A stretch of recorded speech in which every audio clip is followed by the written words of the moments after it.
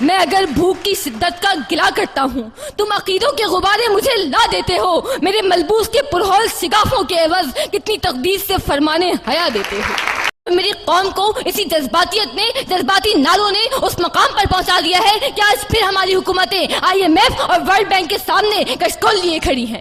یہ حقیقت ہے، اور حقیقت سے منہ موڑ کر جذباتی باتیں کرنا میرے مخالفین کا طور طریقہ ہو سکتا ہے، مگر میرا نہیں۔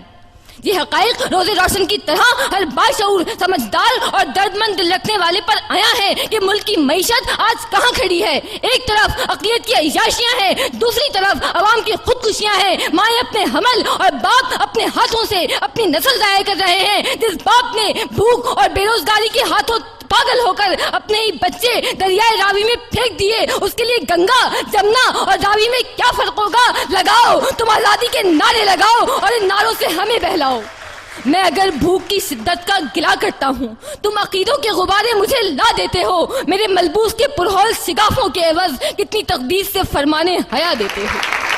محترم صدر، ہم آزاد نہیں ہیں کہ میرے اس ملک میں ہماری کمزور معیشت کی وجہ سے عملی طور پر ہم امریکہ کے غلام ہیں۔ جذباتی باتیں کرنے والوں، کیا ہماری سرزمین پر ڈرون طیاروں کے حملے نہیں ہو رہے؟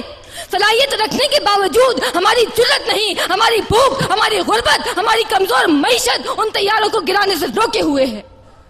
محترم صدر، یہ کس قسم کی آزادی کی بات کر رہے ہیں؟ یہاں لوگ بھوکے، بے روزگار، بے آسرا اور بے اماں ہیں۔ نام رکھا ہے اسلامی جمہوریہ پاکستان، دین ہے اسلام، قومی اسمبلی کے باہر لکھا ہے کلمہ طیبہ اور میراثی پن کرتے ہیں مغربی جمہوریت کا۔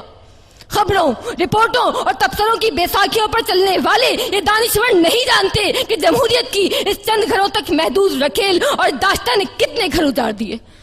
محترم صدر، میں قائد ایوان کے سوال کے جواب میں سوال کرتی ہوں کہ کیا ہمیں پاکستان اسی لیے دیا گیا تھا کہ ہم یہ دیکھیں کہ لاقانونیت اور معاشرے کی جڑوں میں تیزاب کی طرح پھیلی ہوئی کرپشن اپنی آخری حدود سے بھی تجاوز کر چکی ہے، ڈینجر زون عبور کر چکی ہے، معمولی سے معمولی اور جائز کام کے لیے بھی دام درکار ہے۔ سماج ایک شفاف منڈی میں تبدیل ہو چکا ہے جہاں قدم قدم پر میرٹ مطلوب ہے، جہاں محکمہ تعلیم جہالت کی تھوک منڈی ہے، جہاں عدالتوں میں انصاف ملتا ہے، جہاں قانون ساز قانون کی بوٹیاں نوچنے میں فخر محسوس کرتے ہیں، اور جہاں عوام اور اقتدار دو مختلف بلکہ متضاد قوتوں کا نام ہے۔